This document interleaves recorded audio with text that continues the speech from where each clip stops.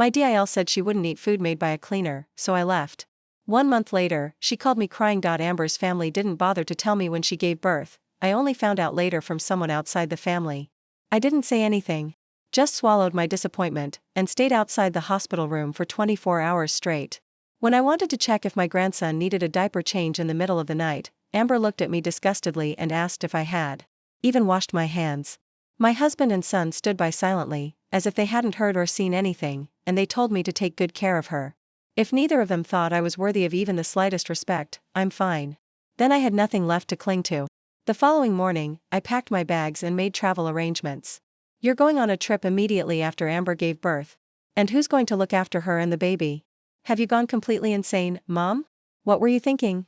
Amber is still recovering, and this is when she needs you the most, and she will hate you for the rest of her life. I looked at Frank and Jason, who were both glaring at me as if I had committed some unforgivable crime. All I felt was a deep, aching emptiness. I married Frank when I was 20 and had Jason at 21, and I've been running this household like a tireless machine for the past 30 years, cleaning, cooking, organizing, and making sacrifices, but all of my hard work has been ignored and treated as background noise in their lives. I turned to Jason and asked, aside from cooking your meals and doing your laundry like a living maid, have you ever acknowledged me as your mother to anyone?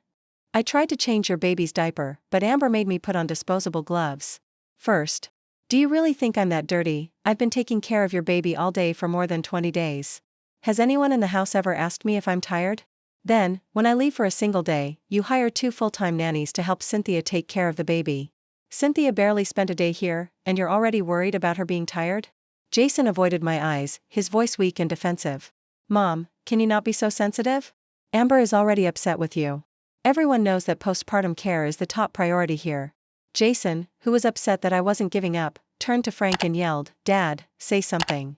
You're my only son, aren't you afraid I might stop taking care of you in the future? What a joke. This was my son, the boy I married less than 6 months ago, and he's already thinking about cutting me off. I laughed. Then just take care of Cynthia when she's getting old and leave me alone. Frank's face darkened. Helen, I've been taking care of Amber every day, and she's exhausted. What do you want from us? Are you trying to destroy this entire family? Oh, come on, I said in a calm but cutting voice, but don't you think that's a little dramatic? Tell me, who told me Amber was in labor, and who asked me, I'm your mother, I'm your wife, as I pointed at both of them, my voice shaking with anger? On the day Amber gave birth, I heard it from someone else, not from you, and I didn't complain. I even stayed up late making soup to give to her, but your wife called me a housewife and said I was dirty. She then threw the soup I made in the trash. When she humiliated me in this way, neither of you said a word. Jason snapped, obviously annoyed. Mom, please stop bringing up the past. Amber just had a baby, her emotions are erratic, so if I reprimand her for something like that and it affects her milk supply, my heart will become even more bitter. All I did was express my feelings honestly, but to them, I was just making a scene. My hands clenched into fists, so when I wanted to hold the baby, she said I was dirty. What exactly did she mean? Jason became more agitated. You spend all day in the kitchen, and you're weak from grease and smoke. It's disgusting, honestly. Frank finally got up and said icily, you're too emotional right now. This isn't the time to talk. Calm yourself down. Make more of that vegetable soup tonight and roast a chicken. Have it at the hospital by 6 sharp? I can't stand the smell, let alone a newborn. I slammed my hand on the table. Then why do you seem to mind how dirty I am when you're eating the meals I cook? My voice cracked. The lump in my throat made it nearly impossible to speak. It would be better if you delivered dinner early. Then the two of them stormed out, slamming the door behind them. I sat there shaken, unable to contain my tears any longer, and buried my face in my arms, sobbing loud, heartbreaking sobs. The more I cried, the more suffocated I felt. Nutrition and the hospital food aren't enough. You should cook something decent. Cynthia can't go hungry either. You know she gets lightheaded and queasy if she skips a meal. Had nothing but empty hands and empty promises, so I stuck by him through every hardship and helped him start his business from the beginning. When he stated that he wanted a traditional wife and mother, I quit my job and became a full-time housewife. I gave my life to this family, but they treated me like an afterthought, and neither of them ever truly saw me as a person. Now that I'm 50, it took me half a lifetime to realize who they really are. I spent hours sitting by myself in the living room, thinking, and then at 6:05 when the phone rang, Jason snarled, "Who am I? You're 5 minutes late. Where's the dinner? What the hell are you trying to pull?" I calmly and quietly replied, "I'm your mother, not your maid." I said, if your wife didn't eat, then what the hell are you doing as her husband? What about your beloved mother-in-law? What's she doing? Jason was shocked, he had never heard a response like that. He finally got over it and yelled, you're crazy, you've totally lost it. I'll have Dad talk to you. However, I ended the call before he could say anything more, blocked both of their numbers, and made a reservation for a flight in 5 days. I then went into the bedroom and began packing my bags. I had just folded a few shirts when Frank's driver arrived at the door, saying, ma'am, right in front of me. He called Frank again and handed me the phone. I didn't want to make things difficult for him, so I answered. The voice on the other end was already full of annoyance. Helen. Mr. Dawson has been calling you nonstop and thought something had happened. He asked me to come check on you. There you are, he said, surprised. The whole damn afternoon. Have you not finished? The anger I had managed to suppress flared up again, so I dropped all pretense and snapped, tell me, Frank, am I your wife, or is she? She can't stand kitchen smells, so I'm supposed to slave away for her? Do I owe her something because you care so much about her stomach? You know Cynthia can't stand the smell of grease, but she loves your lemon roast chicken. Are you really going to let her go hungry on purpose? I handed the phone back to the driver after Frank slammed it down before I could beat him to it. He looked at me and asked, ma'am, is everything okay? I'm fine, I said as I forced a smile. But from now on, I'll probably need your help a lot more if either of those two ever call you asking where I am. Tell them this, if I were to die today, it wouldn't be any of their business. After all, I was the one that everyone in this household had referred to as the ideal homemaker for years, but today I finally stopped playing that role. That evening, neither Jason nor Frank returned home. Normally, I would have called them dozens of times to beg them to come back, but tonight I didn't make a sound and instead spent the entire day lounging in the sun. The driver looked at me dazedly before leaving with a perplexed expression. The garden was warm, and the stars were shining brightly above me. Previously, I couldn't sleep at night, but tonight before 10 o'clock, I was already in a deep sleep. I woke up at 5 o'clock, washed, put on my yoga clothes, and went for a run. Some of my neighbors, whom I knew in the block, stared at me in surprise, saying that I seemed different today. Normally, at this hour, I would still be at home preparing breakfast for Frank and Jason, never leaving the house after. When it came to taking care of the kids and Frank, I did everything myself, never leaving anything to others. Frank's business partners frequently told him that their wives should learn from me, but Frank would always frown and say that I had no other talents that I couldn't compare to others. He forgot that in the early days of his business, I was the one who stood by him, helping him negotiate deals. However, today I was different. They would leave for work, and I would start cleaning the house. This routine occurred day after day after day after day. People around here often accuse me of being a workaholic. Frank, who had never touched a frying pan, was in the kitchen cooking in the new photo Cynthia had posted on social media. 1. Picture showed last night's dinner, a sumptuous meal he'd prepared himself made with the freshest ingredients. Another showed him this morning diligently. After 40 minutes in the neighborhood, I took a hot shower and made myself a nice breakfast. I sat in the garden enjoying the view, listening to music, and savoring my peaceful time. I was making coffee for Cynthia when I noticed that every single comment under the post was praising Frank and showering him with likes and admiration. I paused for a second before typing a comment that read, married for 20 years, and this is the first time I've learned my husband has a culinary certificate. What a shame I've never had the privilege of tasting Frank's cooking. Shortly after Frank stormed through the front door, slamming it shut behind him, I calmly put down my coffee and stared at him. That's a question I should be asking you, Frank. He tore off his tie and threw it hard on the floor. We've been together for 30 years. What do you have to be jealous of? You didn't want to cook for Cynthia, so I did. Why are you acting so crazy about it? Cynthia is crying now because of you. I laughed quietly. What exactly did I say that wasn't true, Helen? He flipped the table, scattering my breakfast on the floor. There were eggs, toast, and coffee-like scraps. It hit me then that this was exactly how I gazed up at Frank calmly and silently, and he must have realized that he had gone too far because he avoided my eyes and muttered, "Stop making a scene. Everything I'm doing is for our son, for this family." Frank saw me, much like that meal, which is disposable, unimportant, and easily put aside. The only reason I remained silent was to make him angrier. How could you used to be so kind? We've been married for 30 years, and everyone says, you've been the rock of this family, the ideal wife. Why are you blowing up now, when Amber needs us the most? He said, I'll employ 2 extra nannies to help with Amber and Cynthia. Forget about that trip. Just stay at home and relax. When Amber gets released, she'll be. Frank leaned down and picked up his tie, smoothed it out, and carefully folded it, slipping it into his jacket pocket. Jewel blue with diagonal white stripes. is his least favorite color, but today he folded it with care as if it were something valuable. My phone buzzed, and it was a message from Jason Mom Dad. Jason wrote up a list of dietary guidelines for postpartum care, and he's sending it to your phone. Memorize it. Here are some things to remember. Amber and her mother, Cynthia, have never done housework and have always been spoiled. When you're cooking, make sure to ask them what they want to eat. Amber likes mild, light flavors, but Cynthia likes spicy ones. Amber's and the baby's clothes should be washed by hand, Cynthia's can go in the machine. Jason sent me more than 30 messages in a single sentence, remembering every little preference he had. Although my wife and mother-in-law had, he never remembered my birthday. I responded, well, today I finally learned you had so much to say to me. It's funny because, up until now, you've never spoken to me in more than 3 sentences unless I asked first. Jason didn't even understand the sarcasm, he just kept giving directions. Mom, next Tuesday is Amber's discharge day. She's been craving. I let out a soft, bitter laugh, but I didn't answer because I knew something Jason didn't. Next Tuesday was the day I'd be leaving for my trip, and Frank had advised me to take some time to cool off, but bizarrely, he never did. Oh, and just so you know, Amber has been moody lately since the delivery. If she complains about not wanting your food again, just cook it early and leave it on the table before she sees you. If you're not around, she'll probably eat it. Reached out once more. The man who was never on time for work now clocked in and out like a model employee. He spent every evening at Jason's house showcasing his newfound love for cooking and acting as husband and father to Cynthia.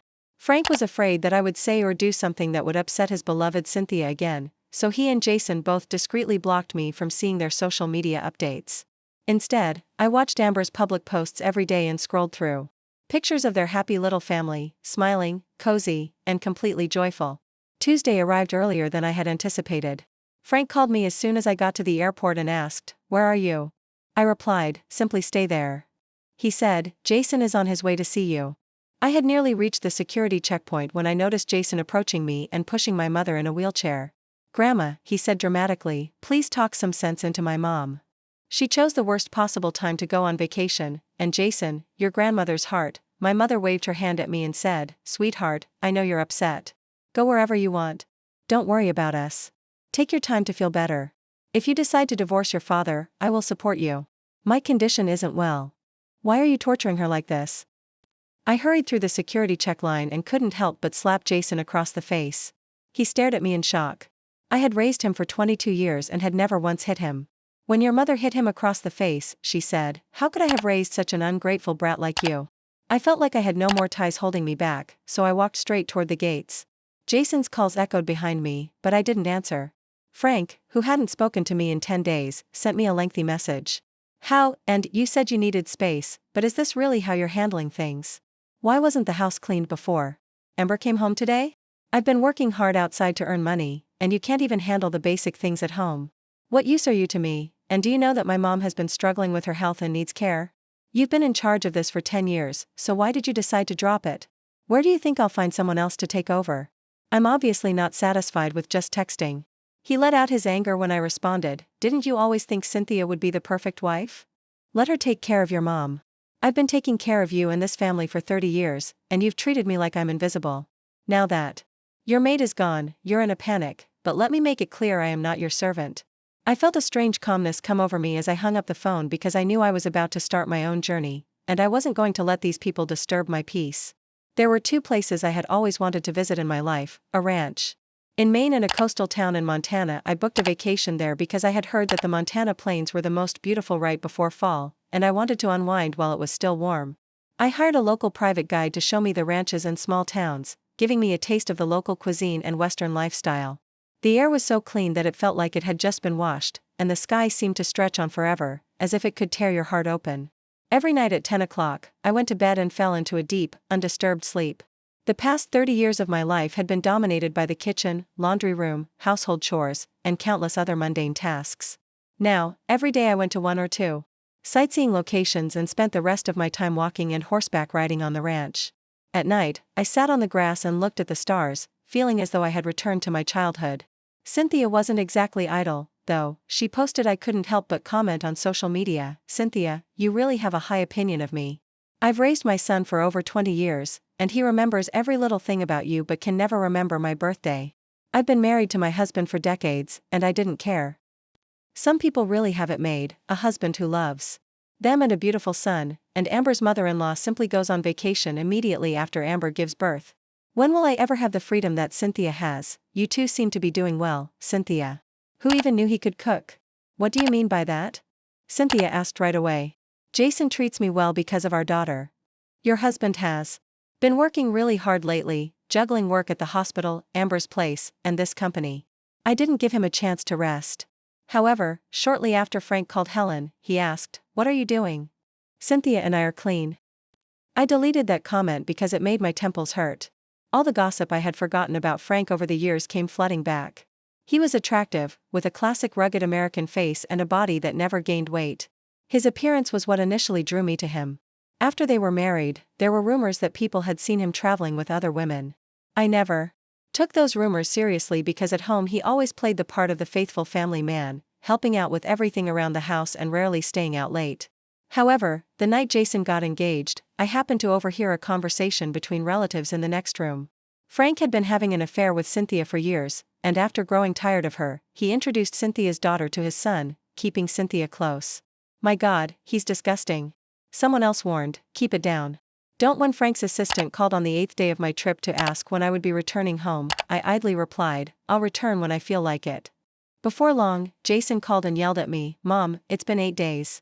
How much longer? On the 10th day, Frank called again, his voice as calm as if he were discussing business. Helen, do you even care about our marriage anymore? I asked without hesitation when you and Cynthia started dating. There was a brief silence on the other end before he erupted. Have you lost your mind? You're just making trouble. I didn't press. Are you going to stay? Have you had enough fun? The baby is crying every day, and Amber and Cynthia can't take care of him. The nanny's food is terrible. Come home now, I begged you. Additionally, I already knew the answer. He attempted to control his anger by outlining his alleged requirements for maintaining our marriage. First, take care of my everyday needs, such as food and housing, without complaining. Second, don't expect affection from me unless it's a social gathering. Third, stay out of my way at home unless I call for you. Fourth, be extremely cautious in everything you do. And finally, say, don't expect me to be kind and gentle when I want something. Fourth, take prompt action. Avoid doing anything that could harm my reputation in front of people, especially Amber. When he was done, he gazed down at me as though he were giving me another chance. He believed that I was still the same obedient housewife who wouldn't dare to divorce him, but he was mistaken. I had changed. I now traveled for the rest of the day, reconnecting with old friends and meeting with one of the best divorce attorneys in town. On the 20th day of my trip, Tina, Frank's sister Helen, called to ask when I would be returning. Mom has been acting out every day, screaming at night, and refusing to eat, and we're all going crazy. They had been caring for her for just over 20 days and were ready to lose it, but I had been caring for her for 10 years, and they always felt that I had a responsibility to take care of her. Since I had nothing else to do, I might as well do something worthwhile. Your mother is your responsibility, not mine, I said bluntly to kill time. Your brother often claims Cynthia is the ideal woman for him. Why doesn't he let her look after your mother? To my astonishment, Tina spoke to her brother directly rather than arguing with me. The siblings got into a heated argument over Cynthia. And when she contacted me again, her tone was entirely different from Helen's. I apologize for my earlier remarks, but Frank is a jerk. He even yelled at me and threatened to beat me over that woman. He said, you're just the servant we hired to take care of the house, and that woman is the princess he's spoiling. If you don't return soon, he will actually divorce you. Helen, please don't return. Let him see that woman's actual nature. Her behavior shocked me. Tina had never shown me kindness before, constantly picking at. I was thankful for her support, though, as long as she didn't cause any more problems. On the 30th day of my trip, just before I was getting ready to board my flight back, Frank's assistant called and said, Mrs. Dawson, Mr. Dawson asked me to inform you that if you don't return home within the next 2 days, you'll be receiving a formal divorce notice from his attorney. I calmly replied, perfect, my attorney has already sent his notice. Tell him to check his mailbox. When the plane landed, I didn't return to Frank's mansion. Instead, I went straight to the old house my parents had left me. It was smaller, quieter, and more modest than that sprawling estate of thousands of square feet, but it was mine, and every square inch of it belonged to me and no one else. After Frank's career took off, our marriage gradually became nothing more than mutual obligations toward the child and the extended family. Every time we argued, he would throw. I used to think that he was just being angry when he said, this house is mine. If you don't like it, leave. Once he even sneered, even a dog would earn some affection after 20 years. You're not even worth that. Now I realize that he meant exactly that.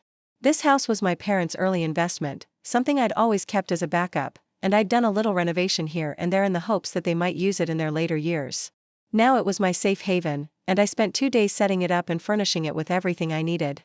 Having it exactly how I wanted it, I was so tired that I would fall asleep as soon as my head hit the pillow and wake up at 5 every morning to jog in the park. That freedom, that calm, that sense of control was a kind of happiness I never thought was possible. I even went to a dealership to buy a car for myself, but as I was about to swipe my card, the salesperson gave me a hesitant look, saying, "I'm sorry, ma'am. It looks like your account has been frozen." I was stunned. A moment later, my phone rang for Frank Helen. 20 years of domestic life had dulled my edges and worn down my instincts, but now that I was awake, I called my best friend Susan and asked her to wire me $50,000 just in case she was furious. Men, every single one of them, turn into a bastard the moment they get some money. They forget. Smugly, "I've spoiled you too much. You want a divorce? Fine. Let me show you what life after divorce truly feels like." His voice oozed with spiteful satisfaction. "And now we know they've been sneaking around all along. Frank just assumed you'd never leave him, that even if you found out, you'd choose to stay and play dumb." I sighed, I guess I was too weak for too long. Susan's voice softened, "Honey, don't beat yourself up. I've already set up a meeting for you with the best divorce attorney in the city. Don't worry about the money. My father said, don't be afraid. If you've made up your mind, then don't look back. Just keep going." That day, I visited Frank's mother, Diana, at the hospital. As I turned into the hallway near her room, I saw Frank and Cynthia. I also told my parents everything. They didn't chastise me or ask why I hadn't left sooner. "Frank, your mom's mattress is too firm, and it's giving her pressure sores," Cynthia said, pulling off her gloves as she spoke. "I just treated them a little, but you really need to tell the caregiver to be more attentive. She's too old to handle this kind of discomfort." Frank looked touched and held her wrist. "You've been amazing. Really, if Helen doesn't come back soon, I'll make sure she sees everything you've been doing," Cynthia said. Gave him a gentle smile. "Helen hasn't had it easy either. I've already told Amber not to be too hard on her." Frank's face hardened instantly. "Don't mention her to me. Only you and Amber have the heart to be kind. Anyone else would have given up on her long ago. She's just spoiled because I indulged her too much." Then, as if nothing had happened, I heard Frank say casually, "Anyway, let's not talk about unpleasant things. Here's a check. Spend $20,000 on a great gift for Amber and yourself. You've been working hard lately." I almost laughed out loud. That's how he valued us. I took care of him, our son, and his mother for years. He would give me no more than $3,000 a month for spending money, but he still expected me to take care of his elderly mother and Cynthia, who spends 15 minutes in a hospital room and leaves with $20,000 every time I wanted to buy something. He'd say I was being wasteful, so I didn't go in, instead turning around and heading home. On the way, I called Susan, asking her to help me get in touch with luxury consignment services and some second-hand furniture.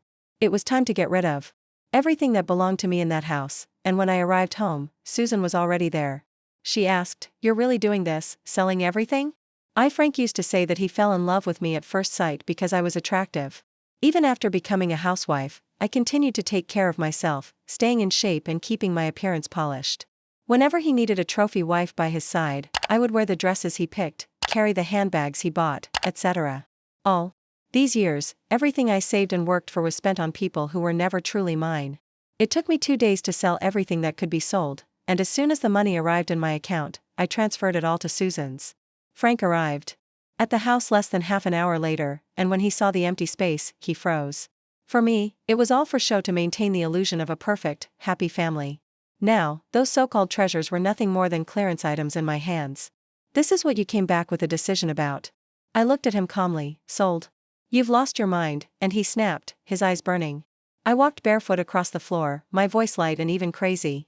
I felt like I needed a little remodeling because this house was decorated exactly how you wanted it 5 years ago, and the only parts of the entire space that were ever truly mine were the kitchen and the downstairs bedroom. Frank clenched his jaw. "I assume you've received the court summons by now, but it's okay." His assistant just popped in from the doorway, his voice low and awkward. "Sir. The divorce papers from the court were just delivered." I see his steady, unshaken gaze. "I've poured myself into this family for years, and you've never respected me. You even froze my bank account. He never intended to stay in this marriage, did he?" The table and chairs were still there, so I calmly picked up my coffee and sat down on the balcony. My tone as composed as if we were negotiating a business deal. Frank, I've spent more than 20 years caring for you and your son and another 10 years looking after your mother. I've handled every unappreciated chore in your home. You don't have to acknowledge any of it. Frank growled, his jaw clenched in rage. I've supported you for more than 20 years, and now you have the audacity to file for divorce. I stood by you from the beginning and helped you host clients, manage social events, and handle every aspect of your life outside of work. Without me, you wouldn't have the success you do now, but that doesn't mean my contributions are futile. I've already hired a professional asset evaluator, and your company's current market value is estimated to be around $120 million. Want shares? But you'll be paying me $2.5 million in compensation. Frank's face turned a deep shade of rage. You're insane, you've lost it. He turned and yelled at his assistant, get me a psychiatrist right away. She needs a mental health evaluation. I didn't bat an eyelid. His outbursts weren't new to me. He had been emotionally unstable for I used to justify it for years, but now I don't. I questioned him bluntly, when did you and Cynthia actually start? You're horrible, Frank said, his eyes flickering, before he screamed, I'm only assisting Cynthia for Amber's sake. What about your son? Don't you worry about harming Jason with this divorce? Frank still foolishly thought that this was just another emotional outburst and that if he waited a few days, I would calm down and cave like I always had, but divorce has a way of exposing someone's true nature, and I had seen enough. When I heard that he was spreading the word about getting me a psychiatric evaluation, I knew I couldn't take any chances because I was genuinely afraid he might try to have me institutionalized just to silence me. So the following day, I formally moved back. I went inside my own house and set up a complete smart home security system. I told my brother Mike, call the police right away if you don't hear from me in a day. Frank didn't respond, but Jason did. We were once husband and wife, but now I had to think like a survivor. The court hearing was scheduled for 2 months later. I told Frank clearly that he should accept reality and agree to my terms so that we could part with dignity. The first to take revenge, he went straight to my mother and threw a fit. Grandma, how can she have the audacity to return? Amber just gave birth, and she went on vacation for a month without even coming to visit. Now, she wants to divorce my dad and take over $2 million. Everything in that house is the result of my dad's hard work. She spends his money every month and now wants a portion of his assets. What else is she capable of doing besides cooking and cleaning? She is nothing more than a glorified maid and makes no contribution. She's hiding from me now, but you can tell her that I won't let her take a dime from our family if she comes home and gets back to work. If she does, I might even consider giving her a small allowance. He hadn't finished when Mike kicked him to the ground. You ungrateful little bastard, Mike roared, how dare you insult your mother like that after everything she's done for you?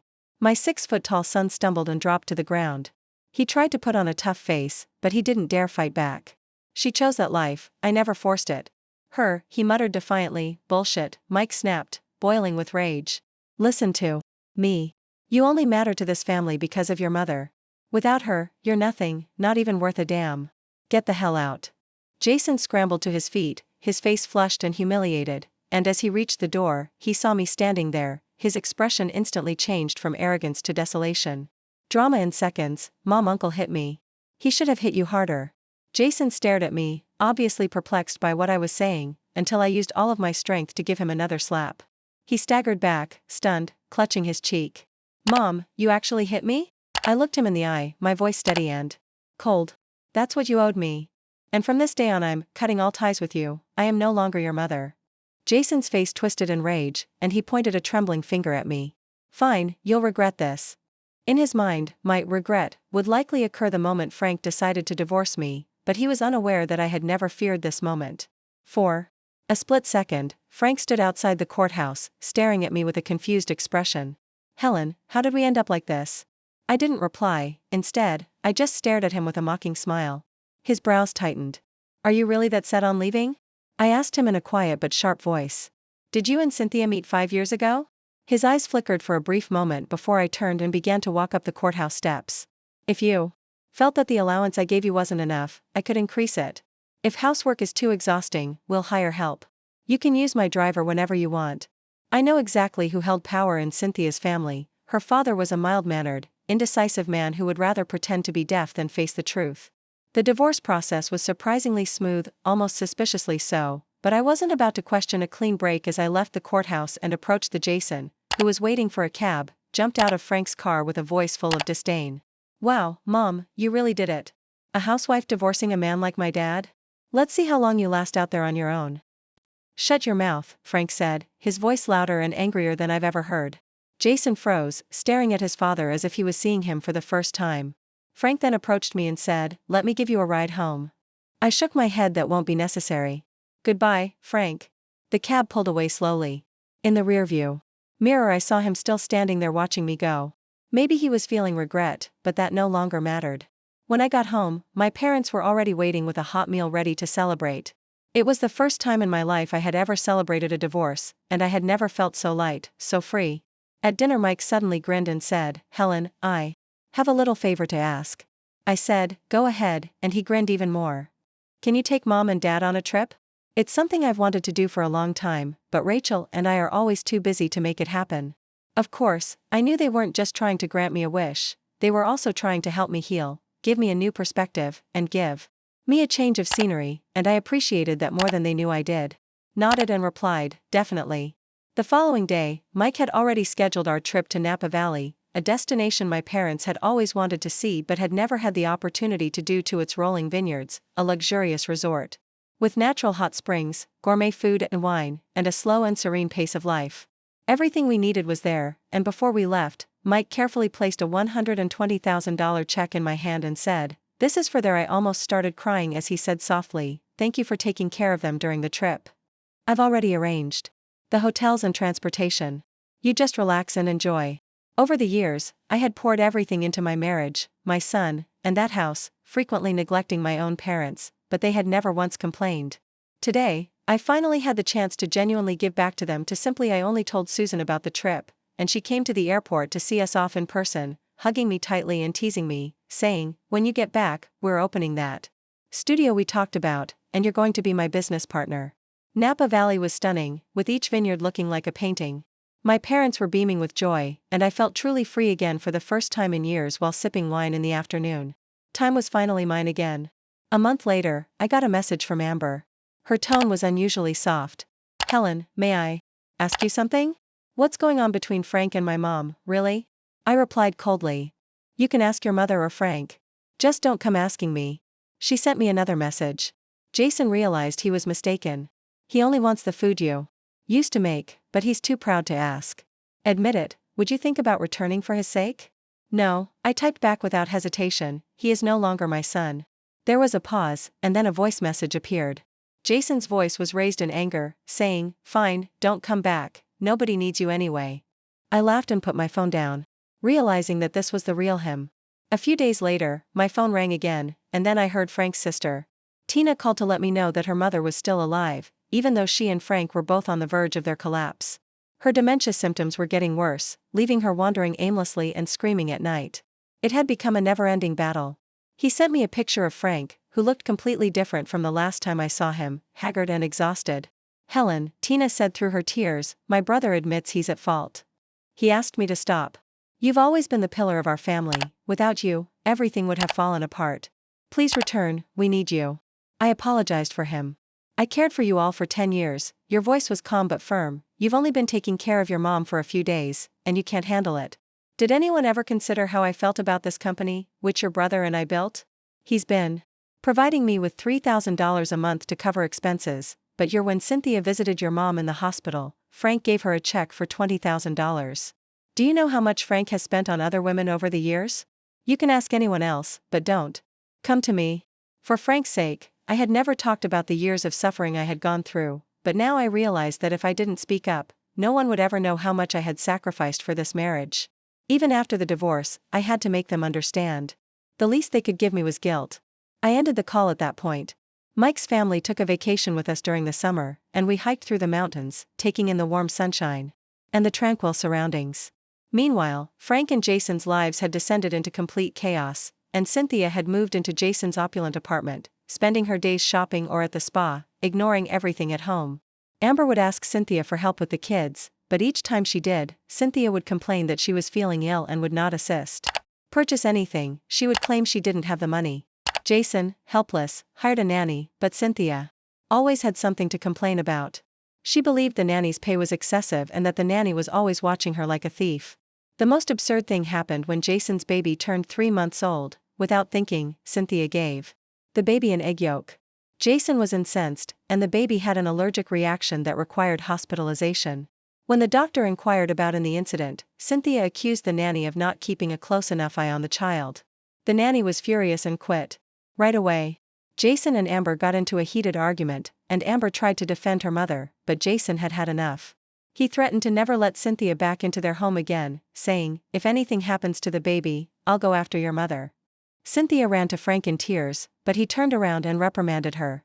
Then, astonishingly, Cynthia and her husband moved into my home. Her husband, though he occasionally behaved like a man, at least came home for meals and could cook, but Cynthia didn't care about the house. She chose to ignore everything. Frank had serious stomach problems, but Cynthia, who couldn't live without spicy food, threw away his stomach medication like trash. Frank continued to put up with it until one day when Tina had to leave for a business trip and left her mom in Cynthia's care for 2 days. Frank's mother, who had dementia and was paralyzed, was unable to take care of herself, so Cynthia called a caregiver to help on the first day when her mother-in-law had an accident in bed, and she refused to clean it up herself. On the second day, Cynthia spent all of her time on her phone, ignoring Frank's mother. The poor woman attempted to get out of bed on her own, but she fell and was unable to move, screaming in agony. The neighbors noticed the incident and notified the social services department. Frank hurried home when he learned of it, but Cynthia continued to shift the blame, claiming that she didn't anticipate his mother's sudden movement. She even attempted to defend herself to Frank, that she had never I couldn't have taken care of her because I didn't have the necessary experience. I didn't react when Frank told me about it. This was the first time in more than 2 decades that Frank had swallowed his pride and come to repent. "Helen, I truly see I've made a mistake. Please forgive me. Can you come back?" At that time, with uncontrollable tears, Jason said, "Mom, I'm sorry. I realize now that this family can't run without you." My parents, who were sitting next to me, looked at me worriedly, afraid that I would jump out of one fire and fall into another. "I knew that you didn't want me back, you just wanted your maid. If I go back, give it 2 months at most, and everything will go back to how it was." Frank and Jason swore they had changed, but I didn't waver. One was in his 20s, other in his 50s, so it was time to wean them off of dependency. I advised them to hire a professional housekeeper, which they did. Without Cynthia's help, the nanny did a good job of looking after my grandson, but Amber and Jason started to grow aloof. The slightest arguments would turn into arguments, so Frank asked Cynthia to leave. He started remodeling the house completely according to my tastes, Helen, and he claimed that I was blind before that money I gave Cynthia, so I'm taking it back. Now that you're in charge of the household finances, I've already unfrozen your accounts and sent you $1 million. You can spend it however you want, so I didn't get upset when Mike gave me a sidelong hug that was half serious and half joking. I had already given that household the best 20 years of my life, so whatever time I had left, I was going to make it mine. A bold, vivid, and uncompromising marriage is enough to teach you a lesson in life. Intention of jumping back into that fire. My parents were finally at ease after they realized how firm I was. Our time away had been lovely, but it was time to return home, so Frank and Jason somehow learned about our flight information. They arrived at the airport in suits, carrying bouquets, trying to put on their best front. Jason ran up to me and gave me a tearful hug, saying, "Mom, I'm sorry, I really mean it this time. You did everything for me, and I just took it for granted." Frank said in a low voice, "If you've come home, then come home for real." I took the flowers, but I didn't comply. Jason asked them in confusion, "Mom, we've both apologized. It's been more than 6 months since you began this whole drama. How long do you plan to keep it going?" Then, the mask suddenly came off, revealing the true him. Fortunately, I had never trusted their apology. I threw the flowers in the trash and shoved my parents in the direction of Susan's car. Mike turned to Jason, saying, "You idiot, if you really understood what you did wrong, you wouldn't talk to your mom like that." He then gestured toward Frank and you, thinking that she would return to cook and clean for you again. Dream on. Remember that we only ever put up with you two because of Helen. Frank and Jason didn't get what they wanted. Later, I heard that they both lost their tempers on the way home.